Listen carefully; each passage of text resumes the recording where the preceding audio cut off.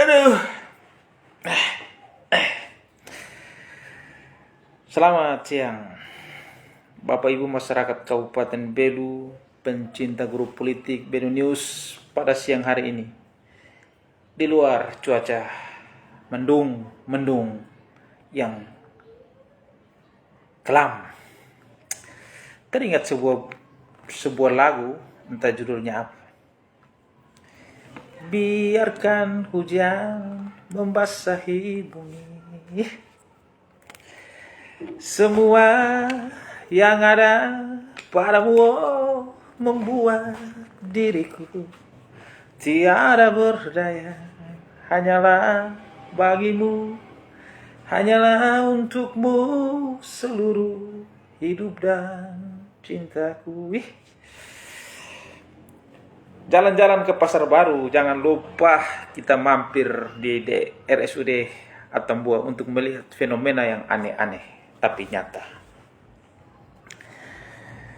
Saya tetap akan fokus kepada Rumah Sakit Umum Atambua. Yang pertama adalah bagaimana saya mempertanyakan terkait dengan Kepala Dinas Kesehatan yang rangkap jabatan menjadi Direktur Rumah Sakit Umum Atambua. Saya juga mempertanyakan terkait dengan ruang tunggu anak itu sejauh mana sampai hari ini tidak tahu ada kejelasan seperti apa prosedur. Karena diduga ada indikasi penyalahgunaan, meninggalkan kisah dan masalah terkait dengan pembangunan ruang tunggu anak.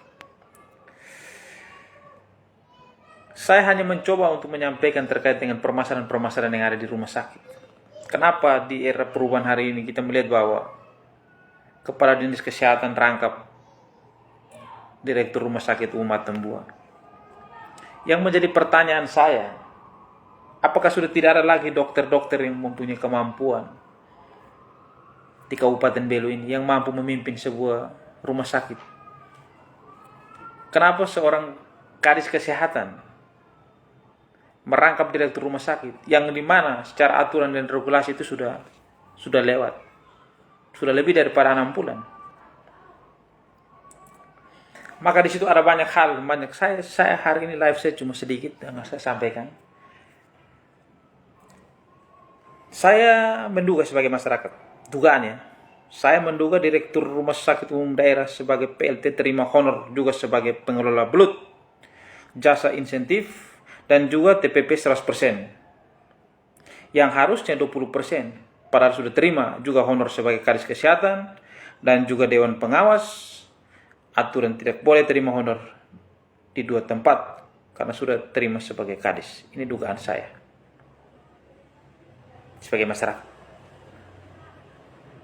Terus yang kedua, setelah membeli endoskopi, sekarang beli lagi alat fluoroskopi yang kurang lebih seharga 9 miliar. Dugaan saya bahwa dari pembelian fluoroskopi ini dugaannya, saya menduga Direktur Rumah Sakit mendapat fee sebelum alat itu ada. Ini dugaan sebagai masyarakat, saya patut menduga.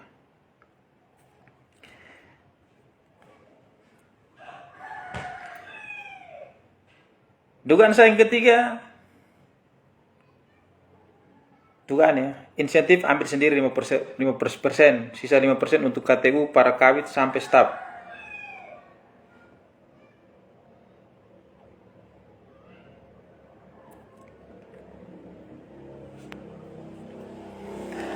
Kalau seperti begini, kok saya baru terus ada postingan yang mengatakan bahwa pemimpin hari ini seperti Ahok? Bolehlah menyamakan diri seperti Ahok, bolehlah mengambil satu responden dari kalangan apapun untuk membuat berita. Terus bagaimana realita dan kenyataan? Setahu saya Ahok tidak pernah tabrak aturan.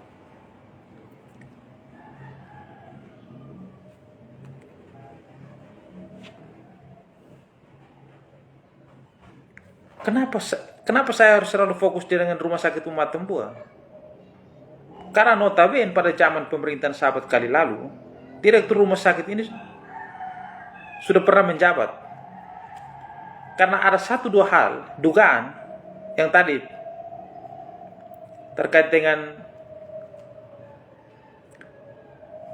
1% tunggakan BPJS yang dugaannya nangkrak di rekening direktur rumah sakit, makanya waktu itu diberhentikan, ditukarlah menjadi sekretaris dinas. Kok di zaman pemerintahan hari ini, pemerintahan yang katanya hari ini menyamakan bahwa Bupati Belu sama seperti kepemimpinan Ahok, kok kenapa orang ini harus merangkap jabatan? Kalau dia sudah menjadi kadis, dia harus merangkap menjadi direktur rumah sakit. Terus ini siapa kontrol siapa? Maka di sini yang seperti tadi dugaan-dugaan yang disampaikan. Ada dugaan saya yang keempat itu, dugaan saya bahwa ini direktur rumah sakit itu dugaannya bersama Teko atur semua pembelanjaan. Bahwa dugaan saya juga bahwa Teko tersebut itu mempunyai mobil yang mewah.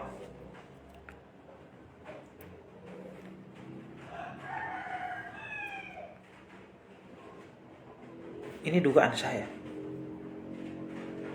Bahkan dugaan juga bahwa Teko itu dia berani mengancam PPK, belanja murah PPK rutin untuk dipindahkan kalau bocorkan semua.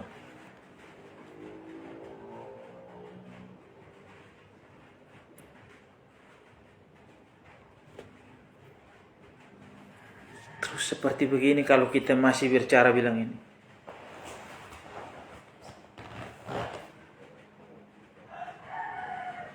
Jadi jangan berpikir bahwa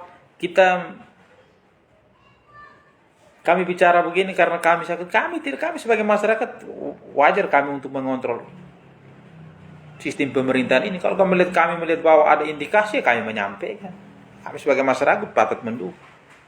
Dugaan saya yang terakhir itu belanja makan minum pasien, direktur rumah sakit kasihkan kepada adik tiri. SIM rumah sakit ke adik kandung, security dan kebersihan kepada ipar bisa diklarifikasi pegawai RSUD, termasuk kepala 2 PPK tersebut. Ini ada dugaan-dugaan saya sebagai masyarakat Kabupaten Belu.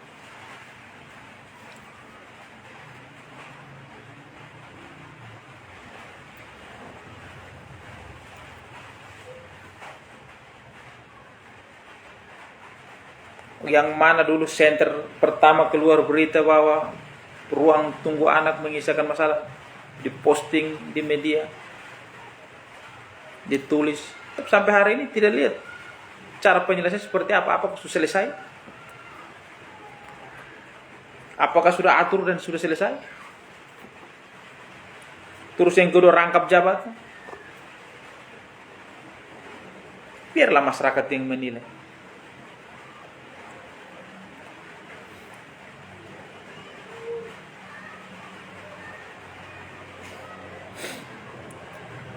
Bapak Ibu masyarakat Kabupaten Belu,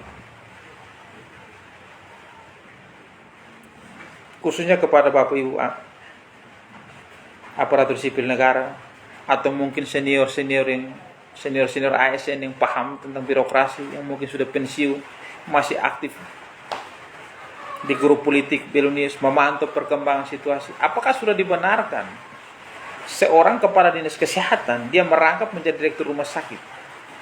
Yang menjadi pertanyaan, siapa kontrol siapa di sini? Yang kedua, direktur rumah sakit tersebut sebagai PLT, yang dimana dia punya masa jabatannya sudah lewat, kok masih tetap dipertahankan? Itu menjadi satu catatan besar. Kalau itu juga orang masih sandingkan bahwa ini kemungkinan seperti Ahok, terus yang benarnya itu seperti apa? Itu yang menjadi pertanyaan kami masyarakat kecil. Bapak Ibu masyarakat Kabupaten Belu, mungkin ini yang bisa saya sampaikan. Marilah kita sama-sama kita mengontrol sistem pemerintahan ini. Sesuatu hal yang baik, mari kita sama-sama kita publikasikan, sama-sama kita menilai, sama-sama kita acungkan jempol. Jika ada sesuatu hal yang tidak berpro kepada rakyat, jangan terlalu kita besar-besarkan. Ya. Saya hanya mengharapkan kepada seluruh lapisan masyarakat Kabupaten Belu dari bagian daripada kabupaten yang kita cintai, jangan pernah kita menyandingkan diri kita dengan orang lain. Biarkanlah alam itu yang menseleksi, biarkanlah masyarakat ini yang menilai. Tidak usah kita menyandingkan diri kita bahwa seakan-akan kita sama. Itu nanti orang menganggap bahwa kita ini gila pujian.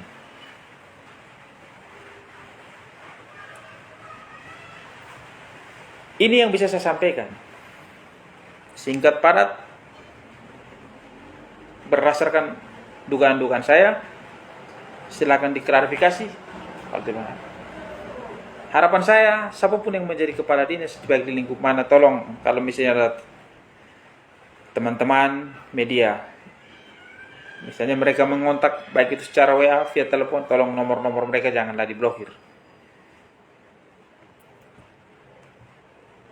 Ini saran, kalau yang mau diblokir silakan, itu hak. Closing statement saya kepada seluruh lapisan masyarakat Kabupaten Belu.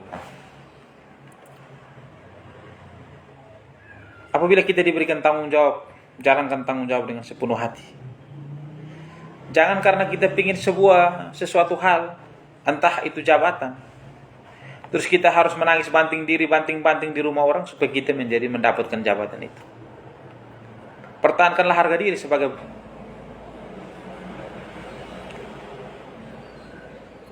jangan karena kita mau sebuah jabatan, ini untuk seluruh lapisan masyarakat Kabupaten Belu.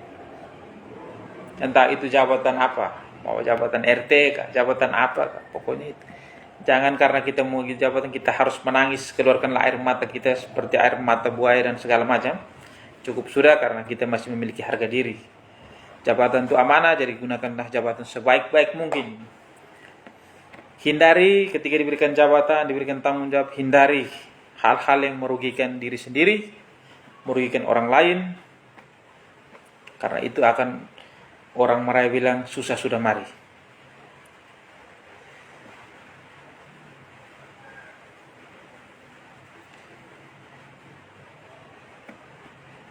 Omong banyak karena tidak masyarakat tidak pernah proses kiri kanan, tapi masuk 20 ini ada grup jual nama masyarakat bilang ini. Masyarakat itu naik Marcelina Hot. Masyarakat itu tidak perlu harus semua masyarakat. Saya juga adalah bagian daripada masyarakat. Apakah saya mengatasnamakan diri saya pejabat? Saya adalah masyarakat, elemen daripada kabupaten ini. Wajar saya menyampaikan. Apakah dengan saya ini omong ini Anda terganggu, ataukah Anda bagian daripada orang yang saya hari ini saya live ini? Tolong Anda jelaskan.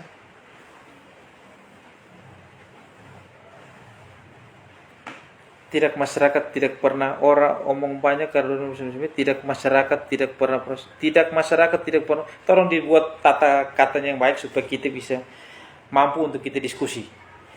Baik, itu saja yang bisa saya sampaikan. Semoga Bapak Ibu Saudara sekalian tetap dalam keadaan yang sehat, selalu diberkati dalam usaha dan karyanya, dan selalu dijaga oleh Tuhan yang Maha Kuasa.